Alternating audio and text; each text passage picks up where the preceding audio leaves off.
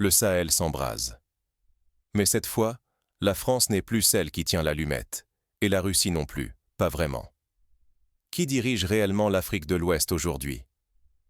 La question n'a jamais été aussi brûlante, aussi complexe, aussi lourde de conséquences pour l'avenir de millions de personnes. Des images saisissantes circulent. Des conseillers militaires russes débarquent en uniforme à Ouagadougou, pendant que des avions français décrivent des cercles lents au-dessus de Dakar, à plus de 700 km à l'ouest. Entre ces points, les frontières ne sont plus de simples tracés sur une carte, mais des lignes de faille prêtes à exploser au moindre faux pas.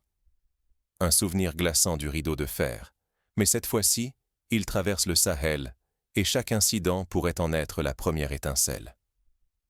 Au cœur de ce bras de fer, 3 pays sans accès à la mer, le Mali, le Burkina Faso et le Niger, sont devenus le nouvel épicentre d'une lutte qui les dépasse largement. Ces terres, riches en or, en uranium et en espoir, sont aujourd'hui le terrain d'affrontement pour le contrôle de l'avenir du continent. Environ 90% de l'uranium du Niger, par exemple, est exporté vers l'Europe depuis des décennies. Et l'or du Burkina Faso continue d'attirer des intérêts étrangers, parfois au détriment des populations locales. La France, chassée des capitales, n'a pas disparu. Elle se replie, elle se redéploie, renforçant sa présence dans les États voisins comme le Sénégal, le Bénin ou la Côte d'Ivoire. On se souvient de la réorganisation rapide de ses forces après l'expulsion du Mali.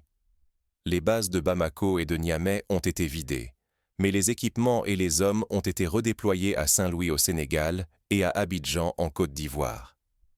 En face, la Russie avance, lentement mais sûrement, occupant l'espace laissé vacant, forgeant de nouvelles alliances, promettant la souveraineté africaine. Le contrôle du Sahel n'est plus une question d'histoire ou de mémoire coloniale. Il s'agit à présent de savoir qui imposera sa vision, qui gagnera la bataille de l'influence et à quel prix. Car chaque mouvement de troupes, chaque incident frontalier, met en jeu l'économie, la stabilité, la liberté de toute l'Afrique de l'Ouest. À ce jeu dangereux, la région pourrait tout perdre, ou, peut-être, se réinventer enfin, comme l'Europe l'a fait après la chute du rideau de fer. Mais derrière ces nouveaux jeux d'alliance, une autre puissance avance ses pions en silence. La Chine. Son influence, moins visible mais tout aussi décisive, redéfinit elle aussi les équilibres régionaux. Un exemple frappant, la construction du chemin de fer reliant Lomé à Niamey, financé en grande partie par Pékin, qui promet de désenclaver le Niger, mais renforce aussi la dépendance du pays vis-à-vis de la Chine. En moins de 2 années, la France a été poussée hors du cœur du Sahel. Pourquoi cette éviction aussi fulgurante? Comment un allié historique est-il devenu persona non grata, et par qui a-t-il été supplanté? Tout démarre avec les expulsions successives. Le Mali, suivi du Burkina Faso puis du Niger, ont exigé le retrait immédiat des soldats français. Paris, abasourdi, voit s'effondrer plus de 10 années d'implantation militaire sous prétexte de lutte antiterroriste. Des scènes similaires se sont déjà produites dans l'histoire. En Algérie, en 1962, ou plus récemment en Centrafrique, où la France a aussi dû revoir sa stratégie après l'arrivée des mercenaires russes. Mais la France n'a pas quitté la région sans riposte. Elle a transféré ses troupes et ses ressources vers les côtes du Sénégal, du Bénin et de la Côte d'Ivoire. Ses partenaires pro-occidentaux deviennent de nouveaux bastions, transformant la carte militaire et accentuant la pression sur les régimes sahéliens, désormais encerclés. Une illustration concrète, l'ouverture, en 2023, d'un centre de formation militaire franco-ivoirien à Abidjan, destiné à former les forces spéciales africaines. Ce sentiment d'encerclement nourrit la défiance. Pour les juntes issues de coups d'État, la France incarne l'ingérence, les promesses brisées et un passé colonial pesant. La chassée devient un acte de rupture et d'affirmation souveraine. Les discours officiels insistent sur la reconquête de la dignité nationale, comme le fit le Ghana lors de son indépendance en 1957, ou encore la Guinée de Sékou Touré qui, dès 1958, avait déjà dit non à la France. Dans cette brèche s'engouffre la Russie. Moscou ne se contente pas de mots, elle dépêche conseillers militaires, mercenaires et équipements, tout en signant des accords de défense. En quelques mois seulement, des drapeaux russes apparaissent à Bamako et à Ouagadougou, tandis que des hélicoptères et blindés russes paradent dans les rues. Le modèle rappelle l'avancée soviétique en Angola dans les années 70, où Moscou avait joué la carte du soutien militaire massif pour gagner l'influence sur le terrain. La force d'attraction russe tient aussi à son absence de passé colonial africain. Moscou propose une coopération sans condition, sans exigence politique, à l'inverse d'une France perçue comme moralisatrice. Cette offre séduit des pouvoirs en quête de respect et de soutien militaire inconditionnel. En Centrafrique, la Russie a déjà testé cette stratégie, en échange de concessions minières et d'un accès aux ressources naturelles du pays. Dans l'ombre, la Chine avance selon sa propre logique. Pas de troupes, peu de discours, mais des investissements massifs dans les routes, les ports et les infrastructures.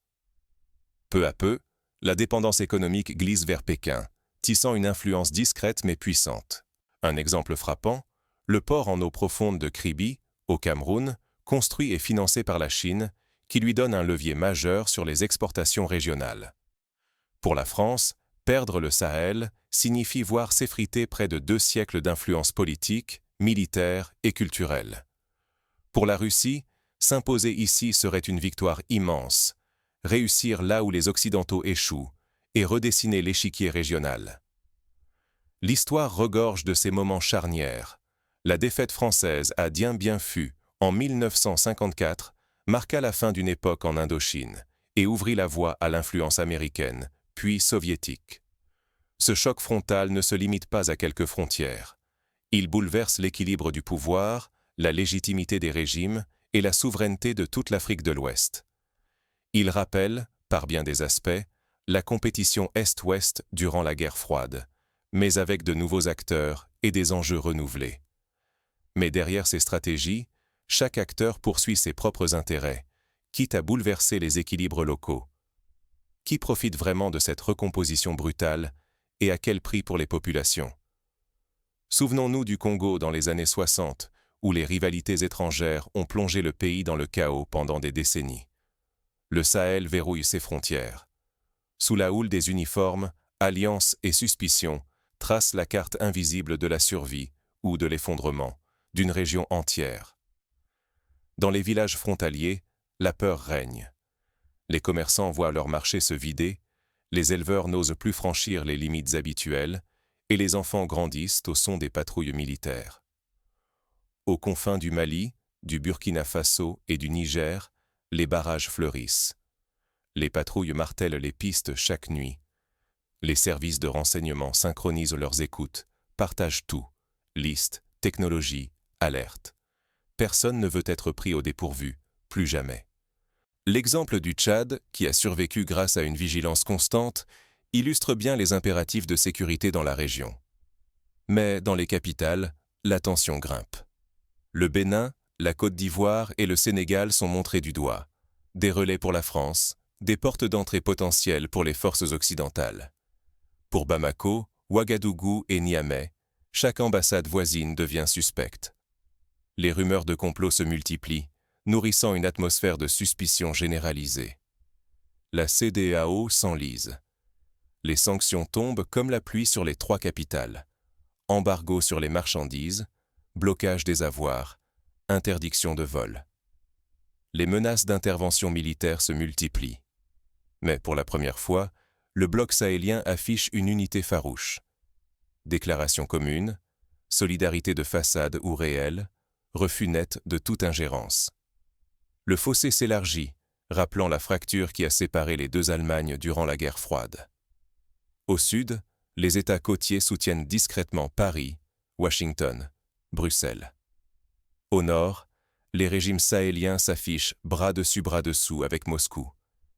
2 visions, 2 camps, 2 futurs Africains se jaugent et se défient.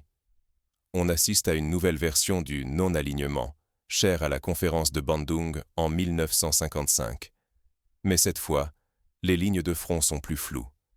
Le soutien russe sort de l'ombre.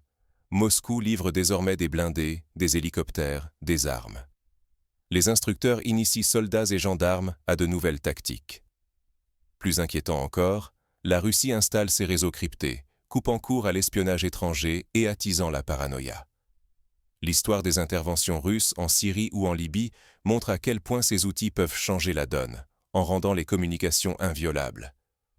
Dans le silence, la Chine tisse sa toile. Par des contrats de télécommunications et de routes, Pékin s'immisce sans s'exposer. Chaque chantier rapproche un peu plus les États sahéliens de son orbite, sans jamais prendre la lumière.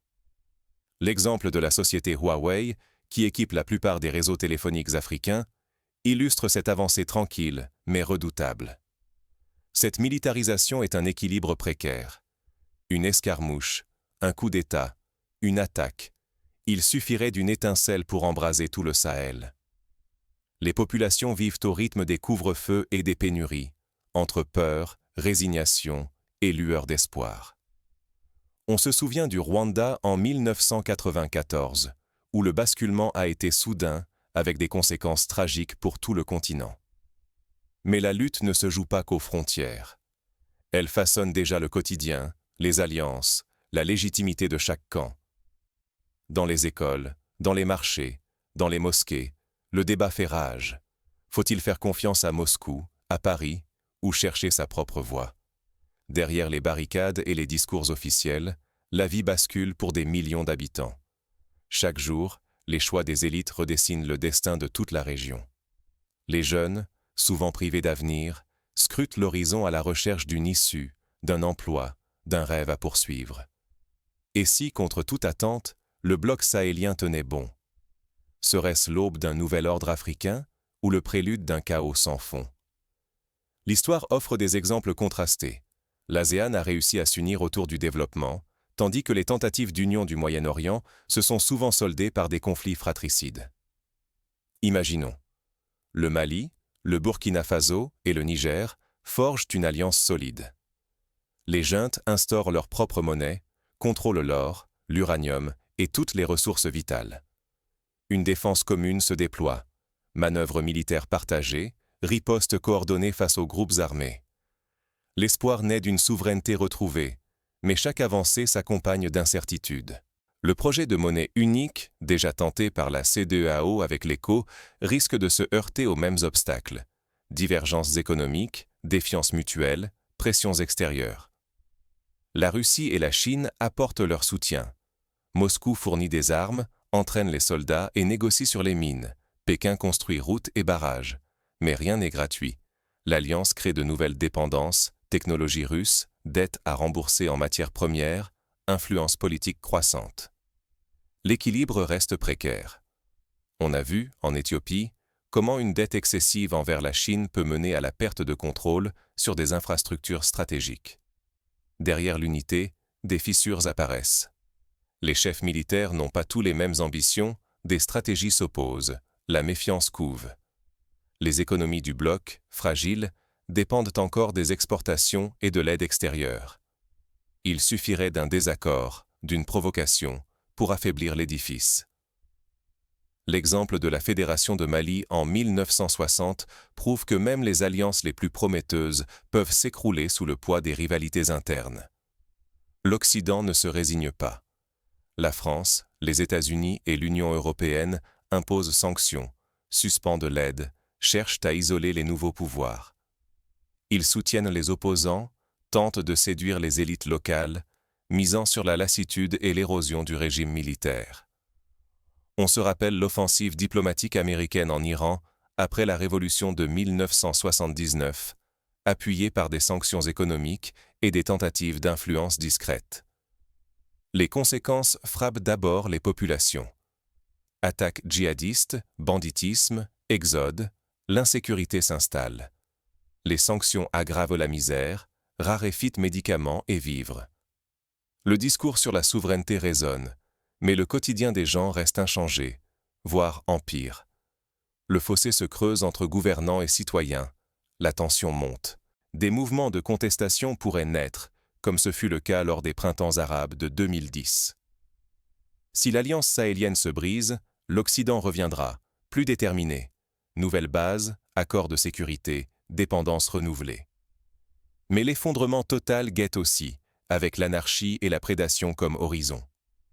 Le cas de la Libye post-Kadhafi reste un avertissement. l'absence d'État ouvre la porte à toutes les dérives. Au cœur de cette lutte, les choix des dirigeants et la résilience des sociétés décideront du destin du Sahel. Rien n'est encore joué. Les sociétés civiles, parfois réprimées, parfois actives, pourraient jouer un rôle déterminant en imposant un agenda basé sur les besoins réels des populations.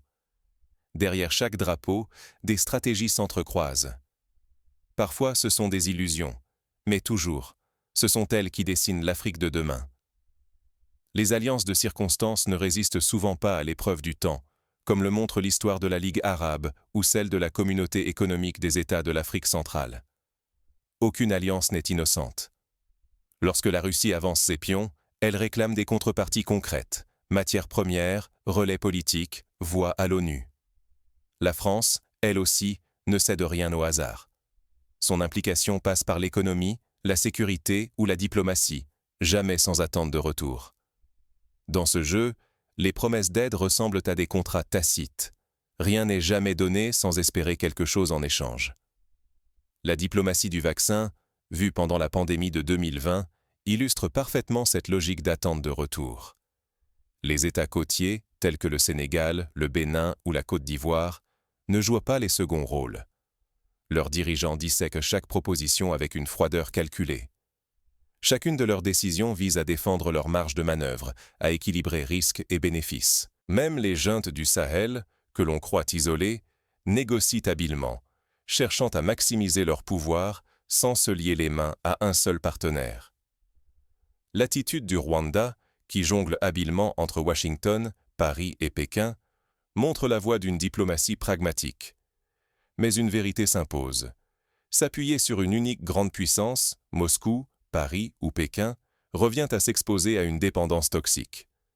Cette dépendance grignote la souveraineté, limite la liberté d'action et prépare le terrain à de nouvelles ingérences. L'histoire africaine regorge de leçons amères. La tutelle se métamorphose, mais elle ne disparaît jamais vraiment. L'exemple du Zaïre sous Mobutu, dépendant des aides occidentales, le démontre tristement.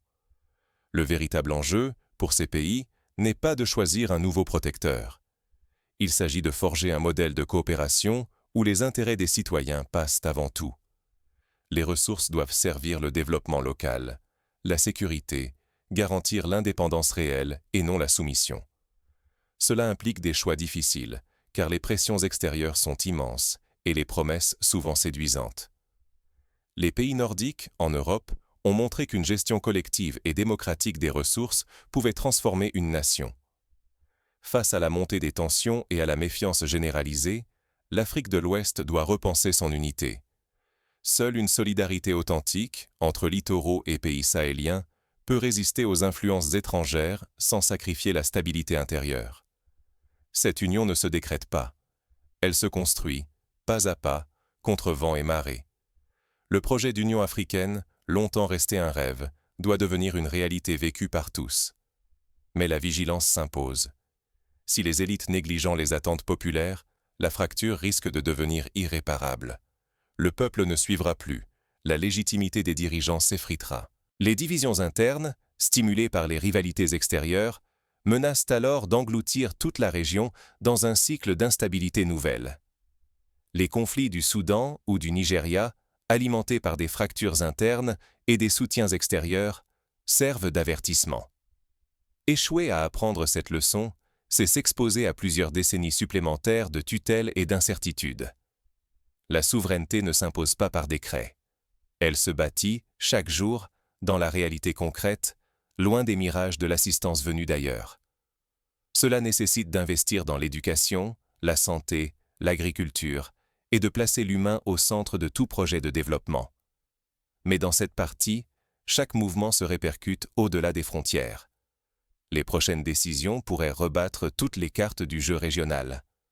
Le choix d'un partenaire, la gestion d'une ressource, la signature d'un traité, autant d'étapes qui peuvent mener vers l'émancipation ou vers de nouvelles formes de dépendance. Le Sahel n'est pas uniquement un terrain de manœuvre pour les grandes puissances. C'est ici que se joue, sous nos yeux, l'avenir de tout un continent. L'histoire du monde l'a montré à maintes reprises. Ce qui commence dans une région peut bouleverser l'équilibre global. Chaque jour, Le visage de l'Afrique de l'Ouest se façonne dans l'ombre de décisions prises à Paris, à Moscou, parfois à Pékin. Mais les habitants de cette région, ceux qui rêvent, résistent et espèrent, ne sont pas des spectateurs passifs. Ils détiennent la clé de ce qui adviendra. Les mouvements citoyens, les syndicats, les associations de femmes et de jeunes sont les véritables artisans du changement. Détourner le regard, c'est laisser d'autres choisir à leur place, sur leurs terres, leurs ressources, leur vie. Les alliances valsent, les intérêts changent, mais la question centrale demeure, la souveraineté. Elle va bien au-delà des frontières ou des drapeaux. Elle touche à qui écrit le récit, qui décide du futur. Dans les années à venir, surveiller, questionner et participer aux choix collectifs sera plus important que jamais. Oublier ces jeux d'influence, c'est risquer de voir la carte du futur dessinée sans les peuples du Sahel. Pourtant, rien n'est écrit d'avance. À chaque instant, des voix exigent transparence, justice et participation. S'informer, débattre, s'engager. Ces choix appartiennent à chacun. Les réseaux sociaux, les radios communautaires, les débats publics sont autant d'outils pour faire vivre cette démocratie nécessaire. La vigilance citoyenne n'est pas un luxe, mais une nécessité. C'est elle qui garantit que l'Afrique de l'Ouest ne soit pas réduite à un simple épisode dans l'histoire des autres. Refuser la résignation, c'est reprendre la plume et défendre une souveraineté ancrée dans la réalité locale. Chacun peut agir, en exigeant des comptes, en s'organisant localement, en participant aux prises de décision. Le Sahel d'aujourd'hui n'est pas condamné à être l'arène des rivalités étrangères. Il peut devenir le laboratoire d'une nouvelle indépendance, forgée par ceux qui y vivent. Mais cela exige lucidité et courage, face aux discours séduisants et aux promesses faciles. Les générations précédentes ont ouvert la voie. Il appartient à la génération actuelle de la poursuivre. À vous de regarder au-delà des slogans. Qui profitera réellement de ce nouvel ordre? Quel futur voulons-nous offrir aux générations de demain? La réponse appartient à tous. Citoyens, dirigeants, partenaires, voisins. L'histoire du Sahel, comme celle de toute l'Afrique, reste à écrire.